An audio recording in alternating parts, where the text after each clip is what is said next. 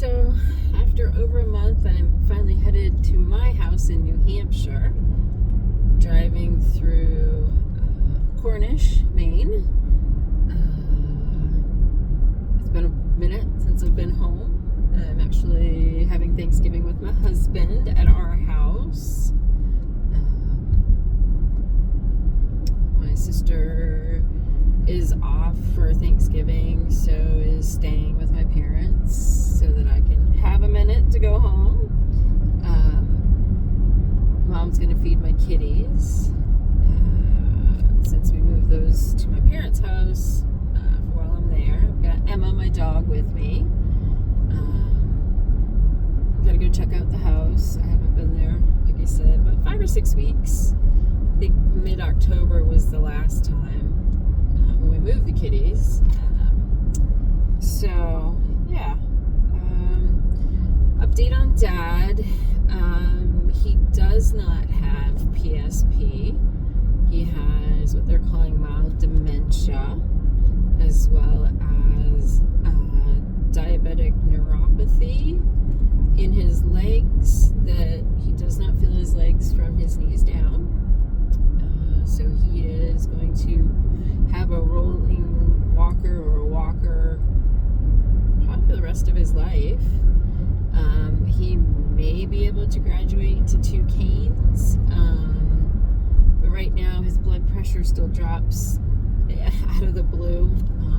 Don't know if it's, because he had been bedridden for so long and his heart's just having a hard time. He had 2 stents placed in it, one in December of last year and one in January of last year. So we meet with a cardiologist at the end of December, which is as soon as they could get us in, to try to see if that part of the blood pressure, has anything to do with the stents or the heart, or if there's anything else they can do.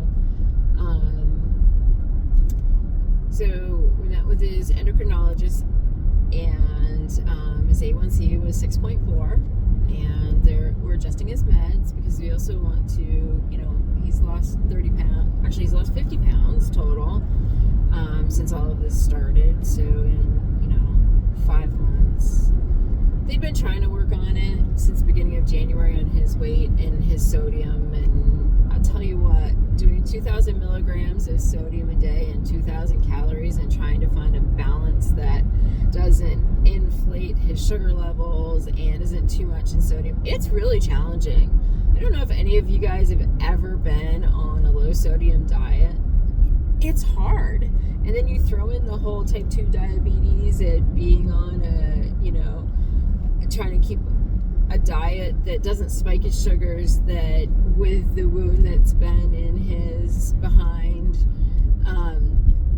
so that it will promote the healing. And it is a full-time job figuring out meals and stuff that they want to eat. And subsequently my mom has lost a massive amount of weight. She looks amazing. So yeah, it's, after he had his stents done in December, Mom and Dad were really focusing, and, we had to lower the sodium considerably, and, I've helped, but it's a lot different, having a phone call going, well, what's the sodium on this, and how do I figure out this for, diet, and, and then a lot of it was just cooking without adding extra salt, and now it's like we watch everything that goes in the poor guy's mouth. He does have one of the sensors in his arm for measuring his diabetes, which is a lifeline. I don't know that we could do without that, and really keep such good control. But, in order to promote healing, we really had to, with the massive infection and then the getting MRSA and also the Pseudomonas aeruginosa, which he just finished his third course of antibiotics, and it was 2 antibiotics. We had to limit protein while on it. We had all these time blocks for when he could have, yogurts and dairy and stuff like that, and most of the time he couldn't. It's just, I don't know how seniors would do it alone.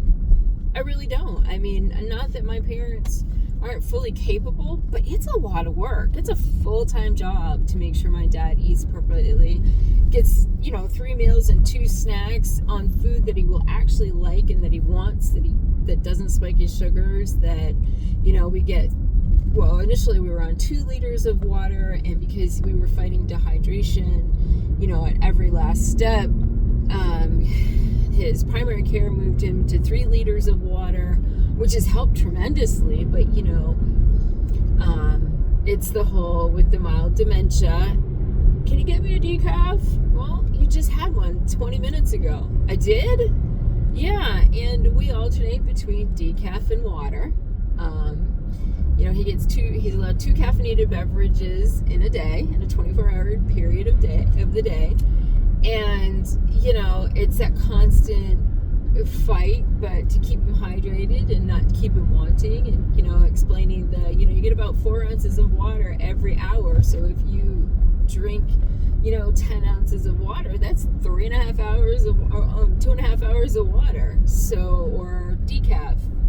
And if, I try to set time limits and times for him to know when his next, fluid is, or his snacks, or, and because we've made so many changes, we've also fought, low blood sugar. And the days that he has physical therapy, PT, OT, or we get out and we go somewhere. Mom, Dad, and I go on a drive, and we go walking around, Home Depot or Walmart or whatever store that we need to go to, Sam's Club.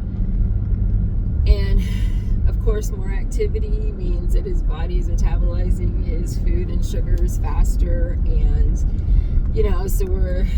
it's a constant. I mean, it's absolutely a constant thought process, work process, answering questions, fighting the frustration on his part where he can't have everything that he wants right away, making sure that he, gets everything he's supposed to, and, making sure there are bounds.